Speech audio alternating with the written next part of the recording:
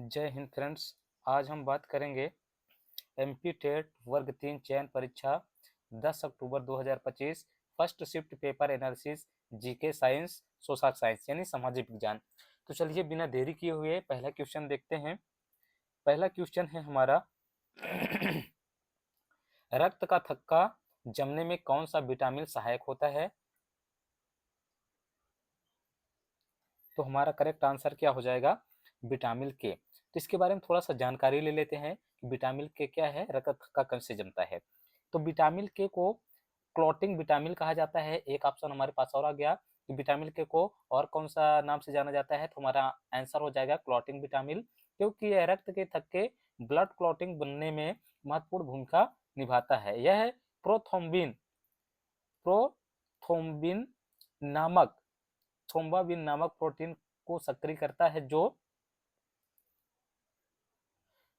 जो खून को बहने से रोकता है। इसकी कमी होने पर खून जमने में देरी होती है और व्यक्ति को अधिक रस स्त्राव ब्लीडिंग की समस्या हो सकती है। विटामिन के हरी पत्तेदार सब्जियां, पालक, मेथी, ब्रोकली, फूल गोभी और मछली में अधिक मात्रा में पाया जाता है। जिसको भी विटामिन के की कमी रहेगी तो वो इन सारी चीजों को खाएंगे, उनको विटामिन के की समस्या पूरी हो जाएगी।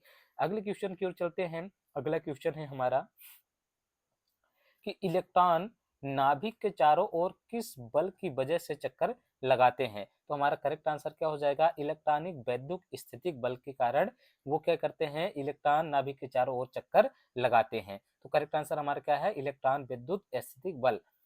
ठीक है। इसके बारे में थोड़ा जानकारी ले लेते हैं हम लोग थोड़ा सा, क्योंकि क्वेश्चन बहुत उटपटांग आ रहे हैं। आप लोग अच्छे से देखिए। परमाणु के केंद्र में नाभिक होता है जिससे धनावेशित प्रोटॉन होते हैं और उसमें न्यूट्रॉन भी होते हैं। कोई बात नहीं। इलेक्ट्रॉन ऋणावेशित कण होते हैं। धनावेशित प्रोटॉन और ऋणावेशित इलेक्ट्रॉन के बीच आकर्षण बल लगता है जिससे विद्युत स्थैतिक बल कहते हैं। यही बल इलेक्ट्रॉनों को नाभिक की ओर गिरने से रोकता है और उन्हें परिक्रमा ऑर्बिट में बनाए रखता है। उदाहरण देख लेते हैं। उदाहरण है जैसे ग्रह सूर्य के चारों ओर गुरुत्वाकर्षण बल से घूमते हैं, वैसे ही इलेक्ट्रॉन नाभिक के चारों ओर विद्युत स्थितिक बल से घूमते हैं। अगले क्वेश्चन की ओर चलेंगे। बहुत ही अच्छा क्वेश्चन आया था। बोल रहा है बल बल का बीमी सूत्र क्या है? तो बल का बीमी सूत्र है m1l1t-2। इसके बारे में थोड़ा सा जानकारी ले लेते हैं हम लोग। बोल रहा है बल का अर्थ है भौतिक में लंबाई, लेंथ से है। लंबाई में द्रव्यमान m, समय t शामिल नहीं होते हैं। ठीक है, कोई बात नहीं। केवल l ही प्रभाव डालती है। जैसे m का घात 1 है, द्रव्यमान हो गया, और l का घात 1 है, t का घात -2 है, समय है। अगले क्वेश्चन की ओर चलेंगे। इसका उदाहरण भी है कि मीटर, सेंटीमीटर, किलोमीटर सभी लंबाई की मात्रक है, इसलिए इनका बीमी सूत्र भी 1 होगा। अगले क्वेश्चन की ओर चलेंगे हम लोग। हमारा अगला क्वेश्चन है, बोल रहा है दाब की एसआई इकाई क्या है, यानी एसआई मात्रक क्या है? तो दाब का एसआई मात्रक है पास्कल। इसको हम पीए से प्रदर्शित करते हैं। तो इसके बारे में बस इतना ही जानकारी है, बाकी आगे आप लोग देख सकते हैं। देखिए अगला क्वेश्चन है, तराइन का युद्ध किसके बीच हुआ था? जो तराइन का युद्ध हुआ था वो किसके बीच हुआ था? तो हमारा करेक्ट आंसर क्या हो जाएगा? करेक्ट आंसर है तराइन का युद्ध पृथ्वीराज चौहान और मोहम्मद गौरी के बीच हुआ था। इसके बारे में थोड़ा जानकारी ले लेंगे हम लोग। पहला तराइन का युद्ध 1151 ईस्वी में हुई। पृथ्वीराज चौहान दिल्ली और अजमेर के राजा बनाम मोहम्मद गौरी गजनी का शासक था। पृथ्वीराज चौहान और मोहम्मद गौरी के बीच में हुई। परिणाम क्या हुआ इस युद्ध का? इस युद्ध में पृथ्वीराज चौहान की जीत हुई। और तराइन का दूसरा युद्ध कब हुआ? 1192 ईस्वी में हुआ। 1192 ईस्वी में हुआ। इस युद्ध का परिणाम क्या रहा? पृथ्वीराज चौहान और मोहम्मद गौरी। परिणाम इस युद्ध का क्या हुआ? इस बार मोहम्मद गौरी की जीत हुई और उसने दिल्ली पर कब्जा कर लिया। इसी युद्ध के बाद दिल्ली में मुस्लिम शासन की नींव पड़ी। स्थान कहाँ हुआ? ये तराइन, आधुनिक हरियाणा के तारावड़ी के पास हुआ तराइन का युद्ध। अगले क्वेश्चन की ओर चलेंगे।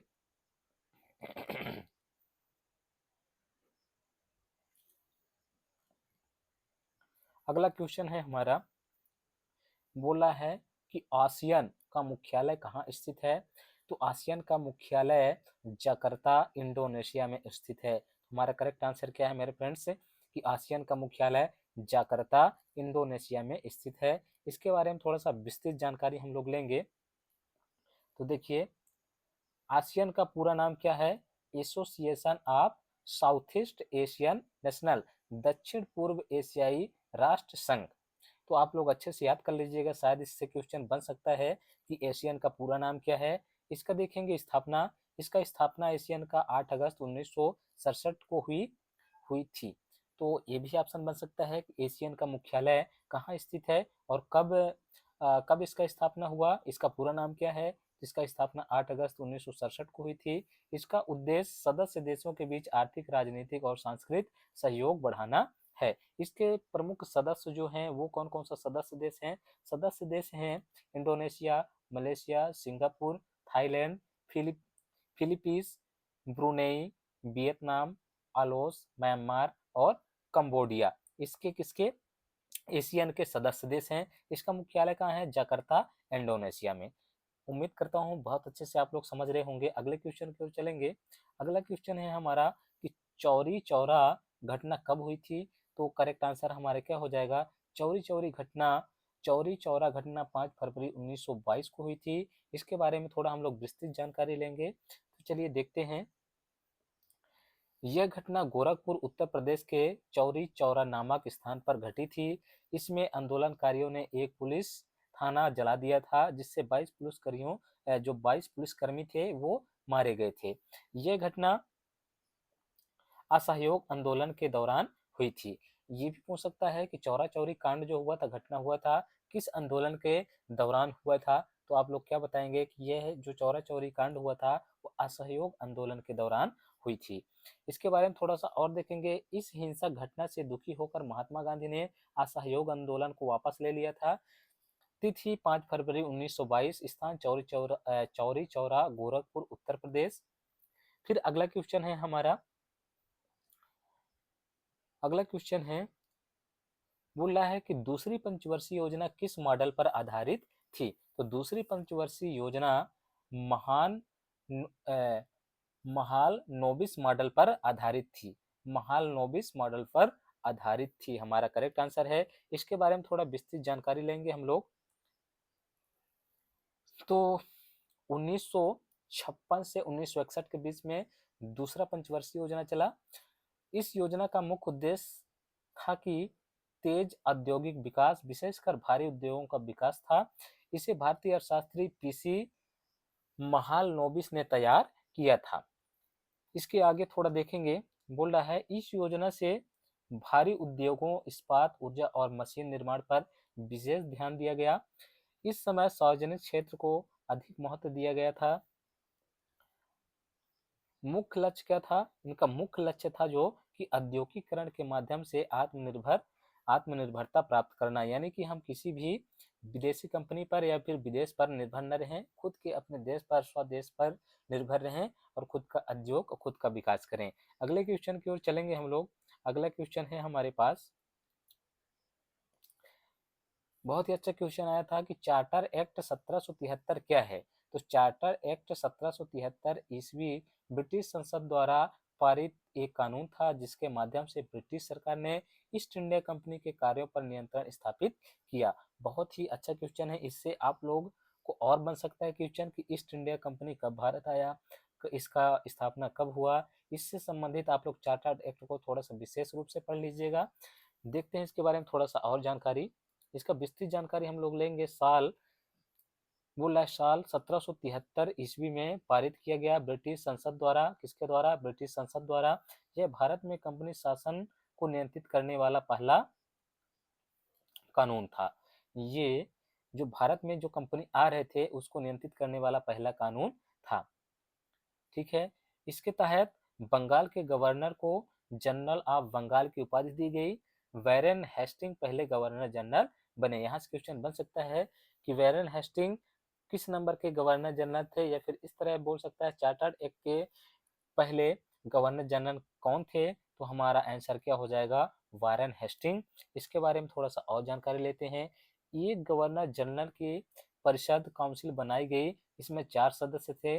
भारत में सुप्रीम कोर्ट की स्थापना कलकत्ता में की गई 1774 ईस्वी में। इसी के अधिनियम के तहत कंपनी के अधिकारियों पर भ्रष्टाचार रोकने के लिए नियंत्रण बढ़ाया गया।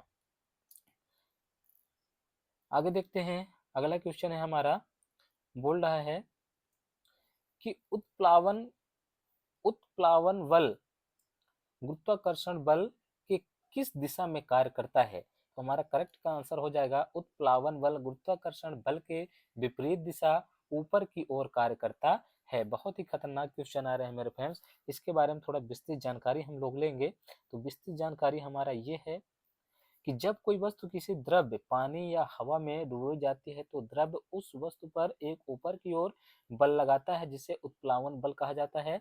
दूसरी ओर गुरुत्वाकर्षण बल नीचे की ओर पृथ्वी के केंद्र की तरफ कार्य करता है। यही कारण है कि हल्की वस्तुएं पानी में तैर जाती हैं, क्योंकि ऊपर की ओर लगने वाला बल उत्प्लावन बल नीचे की ओर लगने वाला बल गुरुत्वाकर्षण बल के संतुलित कर देता है। तो अच्छे से आप लोग देखे होंगे कि जब हम लोग कोई भी वस्तु इस तालाब में डुबोते हैं तो इसमें पानी भरा है, कोई भी चीज हम डुबोते हैं तो वो एक बार डूब जाता है फिर से ऊपर आ जाता है। क्यों आता है? वो उत्प्लावन बल है। जैसे आप लोग अपने घर में प्रैक्टिस कर सकते हैं, हम नहाते वक्त लोटा वगैरह मग्घा वगैरह डाल देते हैं टब में या फिर बाल्टी में, तो वो ऊपर ही क्यों तैरता है? क्यों? क्योंकि उत्प्लावन बल जो लग रहा है इस वजह से वो ऊपर ही तैरता रहता है। जैसे ही पानी उसमें भरेंगे तो वो नीचे चला जाता है। क्यों? जब उसका बल कम हो जाता है उत्प्लावन बल, तो वो नीचे बैठ जाता है, क्योंकि गुरुत्वाकर्षण बल उस टाइम पर ज्यादा हावी हो जाता है। तो उम्मीद करता हूँ बहुत अच्छे से आप लोग समझे होंगे। तो मिलते हैं फिर अगले वीडियो में, तब तक के लिए थैंक यू सो मच।